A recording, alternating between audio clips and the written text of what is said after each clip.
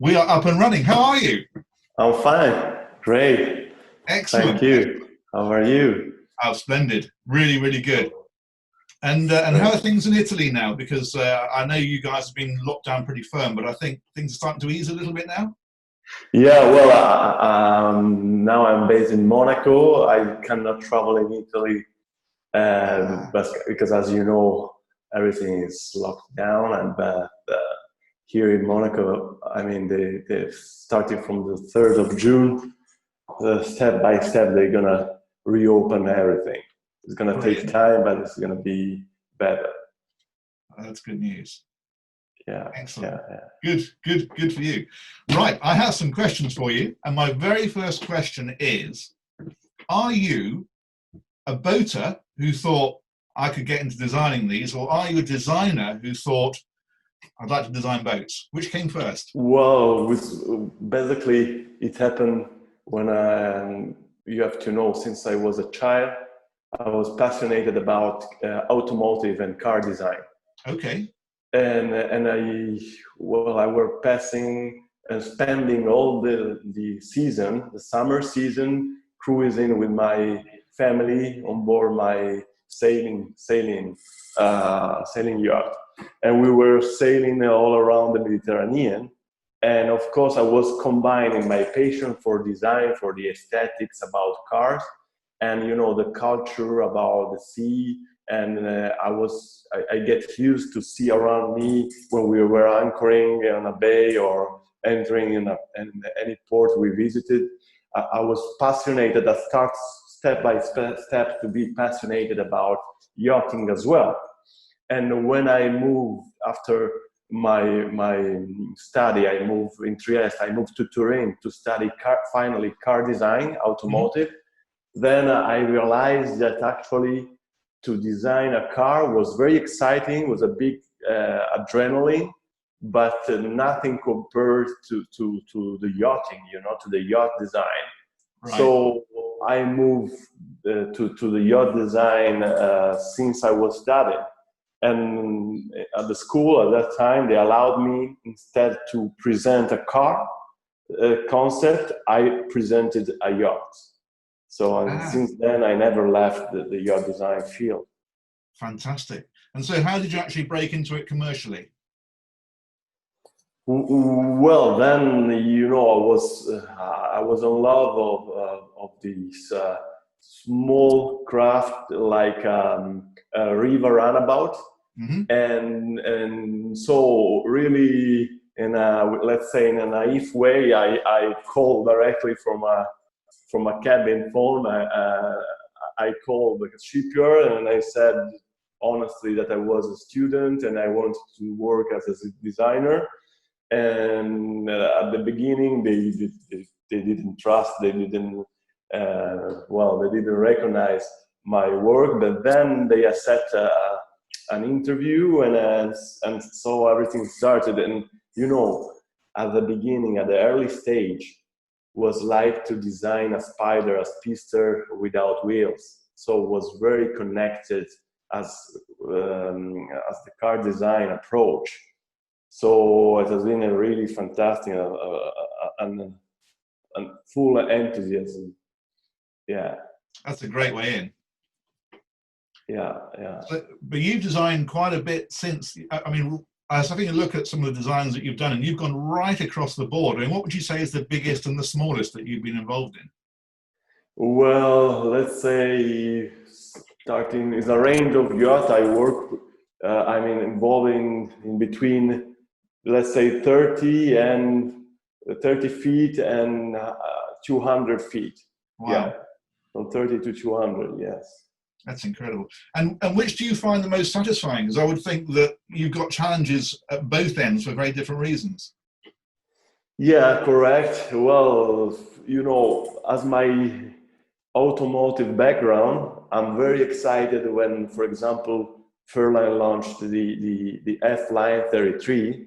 It's very exciting. I'm so proud of, and because it represents exactly the car design approach into the yachting field, into the boating. And so, and finally, you know, you can cruise on, you can test the boat, you can go fast, you can understand that it's not just a scratch on the paper, but at the end you feel the wind, you feel the power of the engines, and it really transmits to you all the enthusiasm of even the design process, since the first sketch to the final yacht presented at the Cannes Yacht Show, where you can test it and you can enjoy everything. And so, for some reasons, let's say a boat, a concept like the 33 is something that transmits you a kind of adrenaline, and is something that you can feel with your own hands. But when you build a bigger yacht, is something that is a different feeling. Basically, you approach the design on a different way. It's of course a bit more complex, and the result is something that let you really astonished, and it's something that you can, when you see, for example, some clients leaving the port and shaking your hand and laughing because of the joy of you know, starts the cruise, is something that really rests on your heart. So it's two different feelings, but both are really exciting, and you know, that's why I still working on a small project, like a small concept, exciting boats, and a big yacht up to 500 gross tons. I think the Fairline connection is an interesting one, because obviously I'm English and Fairline are English. So when I saw you getting involved with Fairline, I thought that was quite exciting. And you've been with them, I think, 4 years now, is that right? Yeah, more or less, yes. So what was it about Fairline? Because Fairline's obviously a little bit of a departure for you, I would imagine. So why Fairline? Yeah. Why did you get involved with Fairline? Well, as you may know, it has been a really exciting beginning, because they proposed a design challenge between the several designers, and I received a call during a really cold winter in February 4 years ago, and they offered me, you know, the chance to participate and to be involved in such an exciting challenge. And you know, after several steps and design presentation, and step by step, I understood that I really had a good vision, the proper vision about the future range of the Fairline, you know, design. Mm-hmm. And you can imagine when I received the call and the answer, that I was actually the winner, and everyone trust on my design work, and they were ready to start a strong partnership. I felt really happy, and I felt that the Fairline was not just a shipyard where to start to make some you know, design components or some cold partnership, that they really welcomed me and my studio in a very friendly way. And I think it's a big plus of the Fairline community. They are all really good people, and they always approach the design and the design process and in a friendly way, you know. So it's very interesting. Yeah, absolutely. And what do you feel that you've brought to Fairline? Because I think, you know, you've certainly had an impact on them. And what do you think you've changed fundamentally in the design? Well, I think I improved definitely the styling, and I emphasize the main lines, the main characteristics of the Fairline heritage. And right. I brought the heritage into the future, thinking about how to enhance the styling as much as possible. And you know, I think actually Fairline, the design team, they unleash my creativity to create really the best, with trying to avoid as much as they could any restriction. Mm-hmm. It's interesting you mentioned that, because the F-33 in particular, I thought, and you know, tell me whether I'm wrong, but it felt almost to me like a sort of a concept boat, like that was completely purely your design, but they didn't change anything. So you normally, when you see concept cars, for example, at motor shows, you see this great thing and they say they bring it into production, but when it gets into production, it looks different to what the concept did. But the F-33 strikes me as a boat that remained very pure.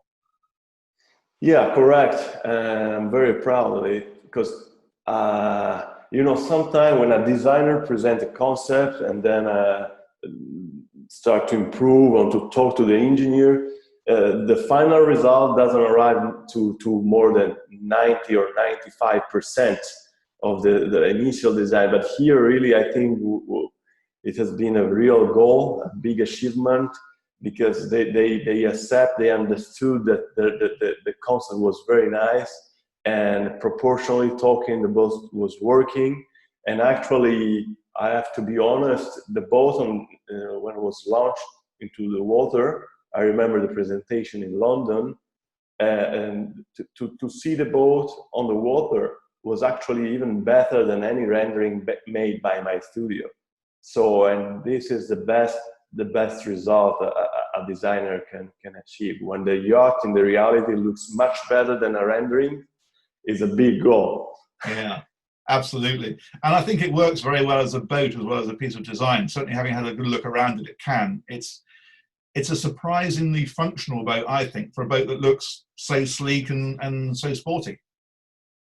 Yeah, definitely. And I think that is one of the reasons why, actually the main reason why we won the award in Düsseldorf in Germany this year in January, because I think you know how it was a big challenge, and in between us, actually very important brands, and they recognize in the Fairline F-Line 33 the best compromise.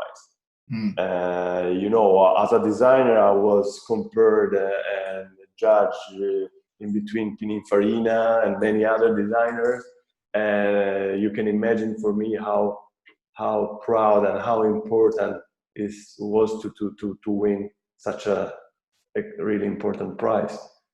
Absolutely, yeah. And in fact, I was looking, you've won a few awards at Fairline. I've got a little list of them here. You've won, where are we? You have won design, annual Yacht World Trophies in Cannes in 17, 18 and 19. Targa 63 GTO, Best Exterior Design 2017. Targa 43, Best Exterior Design 18. Squadron 68, Best Interior Design 19. Targa 43, one of the Motorboat and Yachting Award.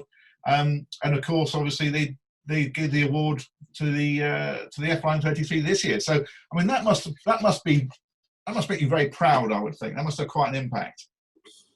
Yeah, well, it's a really huge recognition, and you know, it helps to move on. But I never stop. I never get crazy and say, okay, let's just celebrate.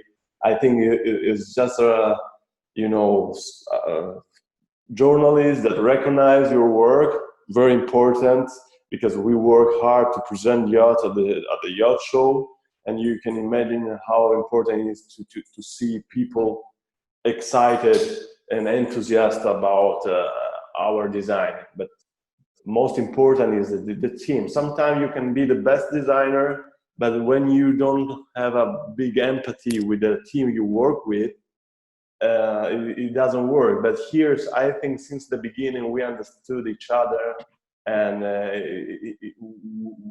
we understood it was a great team, and you know, when team works, everything ends great. Yeah, absolutely. Well, it certainly worked for you there.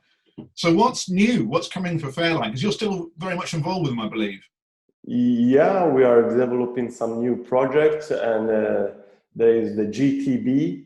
Mm-hmm. And well, where you have seen some preliminary renderings, we're going to have this beautiful beach club opening terraces on site, which is going to be really amazing.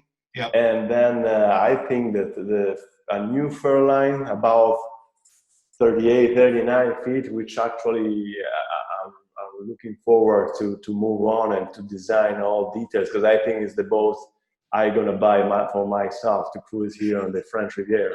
So Really? you can imagine it could be a how to say, an opportunity for me as a designer to create my own yacht, not just a Fairline concept. It's interesting that you mentioned that, because one of my favorite Fairlines from the past was the very first Targa, which was a Targa 33. And that boat launched, I think I'm right in saying, in 1986. And the way that boat came about, and it was a massively successful boat for Fairline back in the day, was the company then was owned by a guy called Sam Newington. And the biggest Fairline sports boat that was built then was the Sun Fury, which was 26 foot. And Sam had a house in the south of France in, I can't remember exactly where it was now, but he had a house down there. He had a boat, of course, a Fairline outside the house. And he wanted a bigger sports cruiser. So that Fairline that he built, that 33-foot Fairline, and that was 33 foot to the transom, so it'd be more like a 37 now, was him saying, okay, this is what we want. If we're putting a boat in the south of France and going boating, this is the boat that we want ourselves. And he almost kind of built a boat for himself. And then because he was a boater and he was going boating, of course, that worked brilliantly. And that started off the Targa range. And so it sounds like history repeating itself. It sounds like you're going to do that again. Kind of destiny.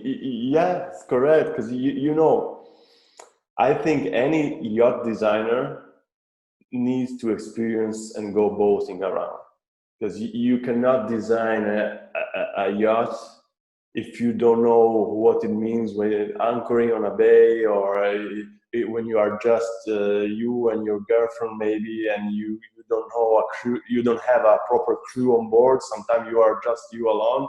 Yeah. And it's for me, it has been extremely important to experience the sea, and to have a culture, and then to start to as a beginner to buy my first 27 footers, and then 42 footers around now. And it's extremely important to go boating and to understand how it works, maneuvering and everything, ergonomy, proportion, everything.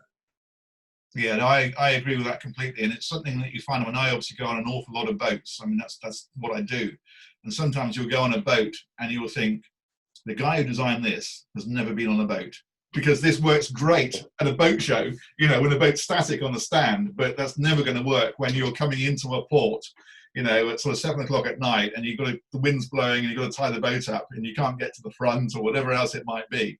You know, so I think that element, that user element, and that boating background is so important. Yeah, definitely. It's extremely important, of course. So, yeah. So this boat that you're talking about, I think you mentioned 37 foot. Is that going to be a bigger F line, or is that going to be more like a smaller Targa? Well, I think it's going to be something in between. We are thinking about how to develop the concept. I tell you the truth, I'm also very passionate about walk-around design type, like, you know, where you have the T-top and a walk-around area. Yeah. As a day cruise. As actually, personally, my vision is a good market for Fairline could be, you know, a chase boat or a mega yacht tender, like a 50, 60 footers walk-around boat to cruise around as a chase tender. That could be great as well. I think that's my dream boat, actually. Yeah, totally. And where would you keep it, and what would you do with it? Where would you go? Well, I love to cruise from Monaco to Marseille. I discover many places and bay and island that I didn't know before, because I've been always cruising in Croatia, into the Kronati Island, which they are very, very nice. Like we used to call it the Polynesian Adriatic Sea, because there are, I don't know how many islands, one close to each other, and you can spend I don't know, months discovering bays. But here in the French Riviera, on this side, I think is is much more charming, and you can discover new island, new people, new culture. You know, when I spent the time when I was during my childhood, I spent I don't know how many years cruising from San Remo, all the Mediterranean down to Greece, and then Turkey until Antalya, and then back heading up to Trieste. So you can imagine it was not just enjoying the sailing and the time on the sea, but even to discover a new world, new culture, new people, and that's the main experience I think every owner dreamed to achieve when they buy a boat, a yacht, no matter the size. Yeah, yeah, and I think that's an important thing to consider and remember, is the fact that, you know, I think people think that buyers are buying a boat, and I think the reality is they're not buying a boat. What they're buying is an experience, and the boat facilitates that experience. Yes, exactly. And that's what my father transmits to me, and I keep it as a really important heritage, and it helps me daily actually to approach any design project. Yeah, and to talk to owners. You know, sometimes you talk to owners who buy a 50 meters yacht, and sometimes you are in a position to talk to young guys who want to enjoy a 33 Fairline. It's nice to see how owners think and how they approach in a different way the boating, you know, the way how to explore the sea. And to me, as a designer, it's extremely important to talk to anyone, no matter the size. Boating is, you know, worldwide. It's a unique experience. Yeah, for sure. Absolutely. So aside from the practicalities of what people want, where does your actual design inspiration come from? Where do you get the feel for it? Well, if I feel very well inspired when I'm traveling. I travel a lot when I have time.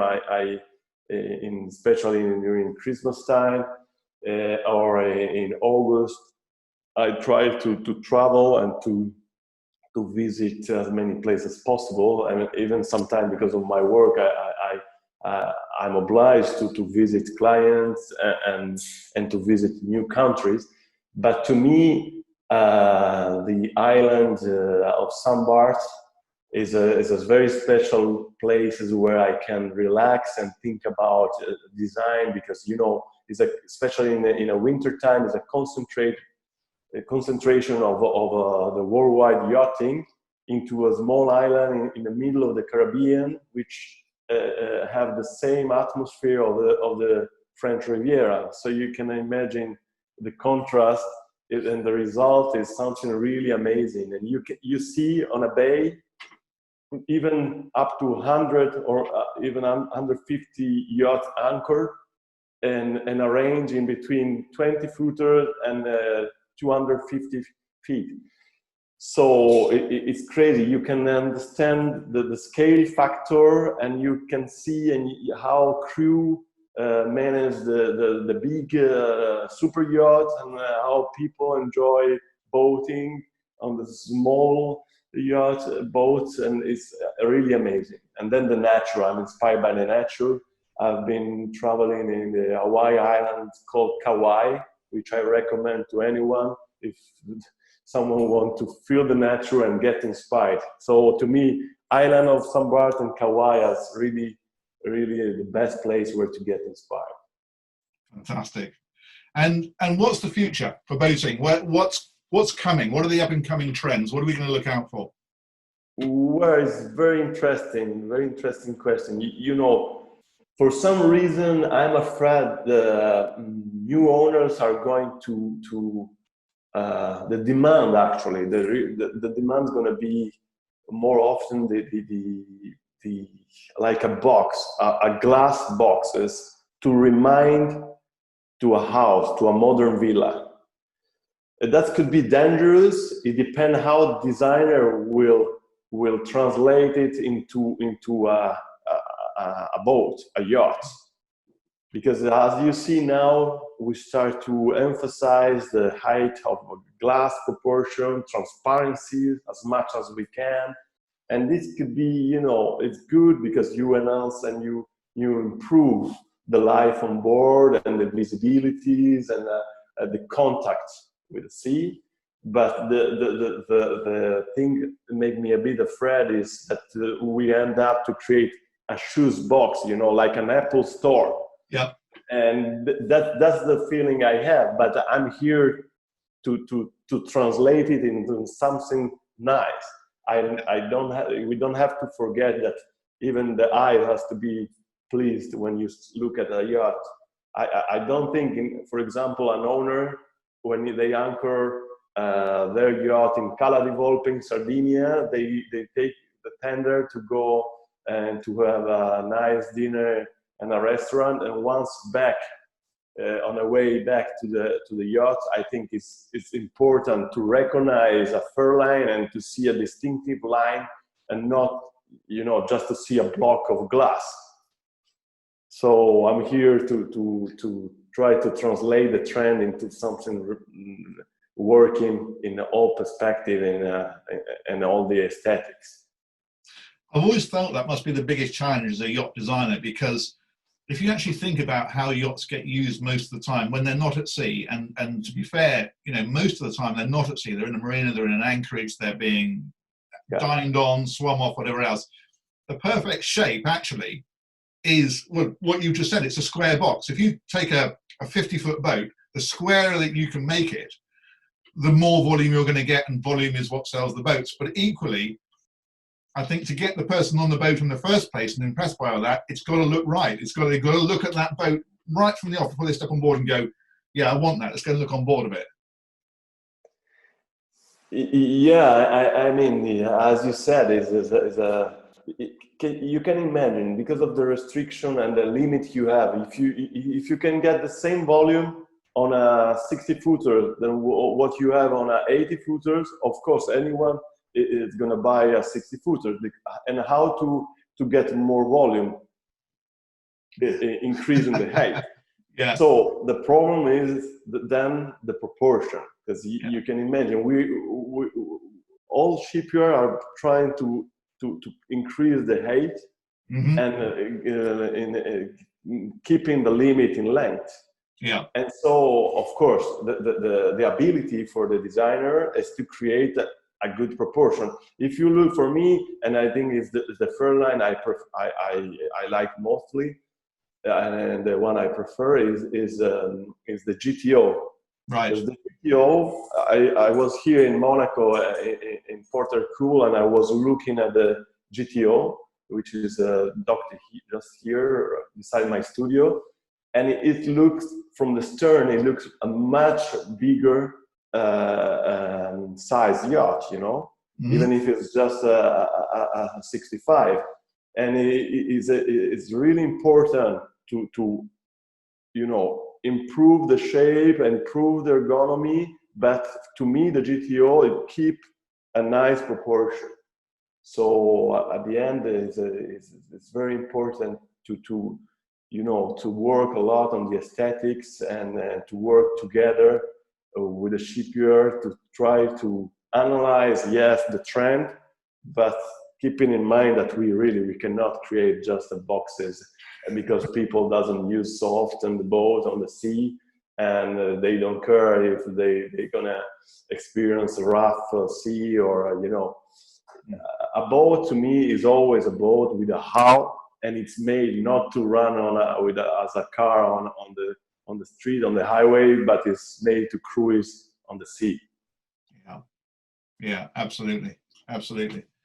So if a manufacturer came to you and said, okay, Alberto, there you go, there's a clean sheet of paper, I'm going to give you no direction, no size, no anything, you design what you want to design, what would be your ultimate, if you were given a completely blank sheet, what would you design? What would you come up with? What size, what type, what style? Well, as you mentioned to you before, I've been, I grew up on a sailing yacht. Okay. And so to me, the purity of lines of the sailing are still today remind me always to the purest way how to cruise on a sea. You know, when you switch off the engines and you just enjoy the breeze sailing around.